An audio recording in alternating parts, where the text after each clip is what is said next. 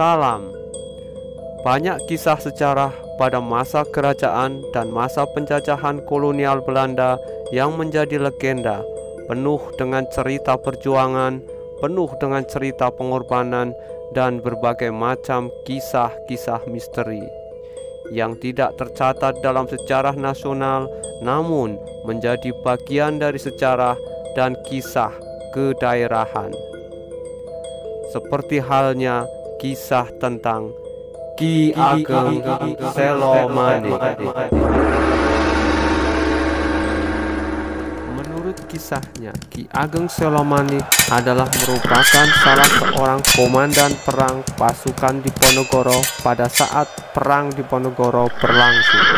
Beliau adalah orang yang sangat cinta tanah air dan bangsa dan tidak ingin hidup di bawah penjajahan Belanda. Setelah panggilan Diponegoro ditangkap oleh Belanda dengan cara yang licik, Ki Ageng Selomanik yang memiliki nama lain Ki Wasesa meneruskan perjuangan Pangeran Diponegoro dengan cara hidup berpindah-pindah dan menghimpun para pemuda untuk dididik agama dan bela diri. Ki Ageng Selomanik pun terus bergerak ke arah barat hingga kisahnya tercatat di Kabupaten Banjarnegara. Mengetahui aktivitas yang dilakukan Ki Ageng Selomanik, kompeni pun khawatir dan selalu berupaya untuk menangkap Ki Ageng Selomanik. Namun upaya mereka selalu gagal. Geram dan kebingungan menghadapi Ki Ageng Selomanik, maka kompeni pun mengadakan sayembara. Barang siapa yang dapat menangkap Ki Ageng Selomanik akan diberi hadiah. Muncullah sosok yang bernama Ki Cukil Awar-Awar yang merasa sanggup dan mampu untuk menangkap Ki Ageng Selomanik. Menurut yang dikisahkan, Ki Cukil Awar-Awar sangat mengenal Ki Ageng Selomanik karena secara kebetulan pernah belajar bersama-sama dan menyepi di lereng Gunung Sumbing.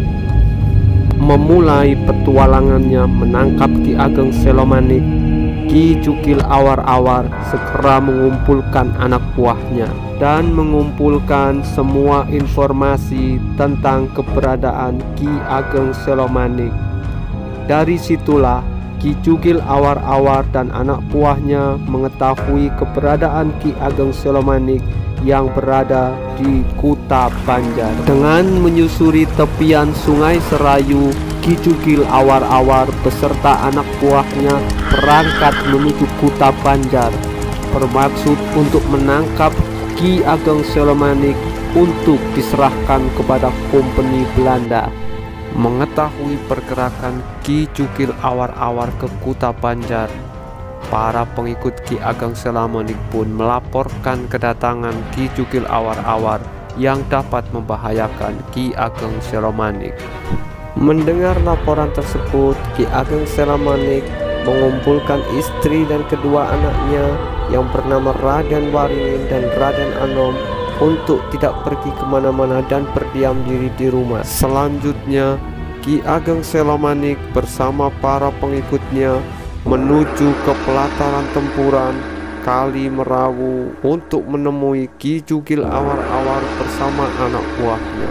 Dalam pertemuan mereka di pelataran tempuran Kali Merawu, Ki Cukil Awar-Awar menyampaikan maksud kedatangan yang intinya untuk menangkap Ki Ageng Selomanik beserta anak buahnya untuk diserahkan kepada kompeni Belanda. Sebagai seorang prajurit perang penerus cita-cita Pangeran Diponegoro yang tidak ingin hidup di bawah penjajahan kompeni Belanda, Ki Ageng Selomanik pun menolak dengan keras hingga pertempuran kedua belah pihak pun terjadi.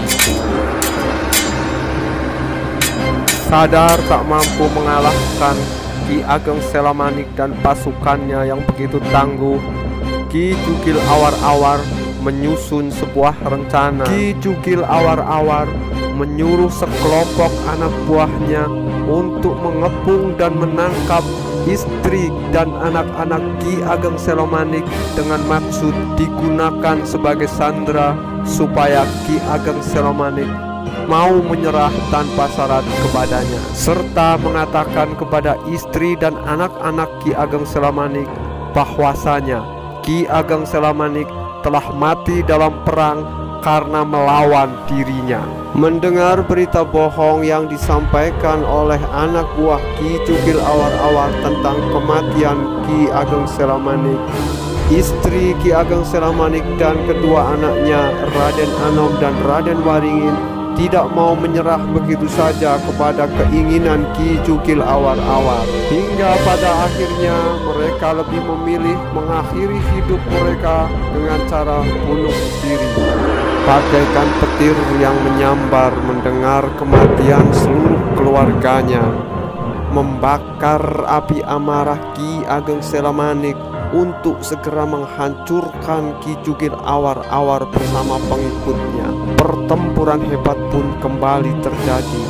Api amarah Ki Ageng Selamanik ternyata membuat dia tak tertandingi oleh lawannya, dan akhirnya Ki Cugil Awar-Awar tersungkur tewas. Melihat pimpinannya tersungkur mati, anak buah Ki Cugil Awar-Awar pun kocar-kacir dan melarikan diri dari medan pertempuran. Setelah kemenangan itu, Ki Ageng Selamanik mengumpulkan sisa-sisa para pengikutnya untuk menguburkan semua jenazah, termasuk jenazah keluarganya, dan beliau menyuruh untuk membuat 5 lubang untuk menyimpan ikat kepala, tongkat, sabuk, jubah, dan juga gambaran yang digunakan dalam pertempuran. Kemudian beliau menyuruh semua pengikutnya untuk pulang dan berjanji untuk mendoakan mereka agar mendapatkan kebaikan. Menurut yang dikisahkan,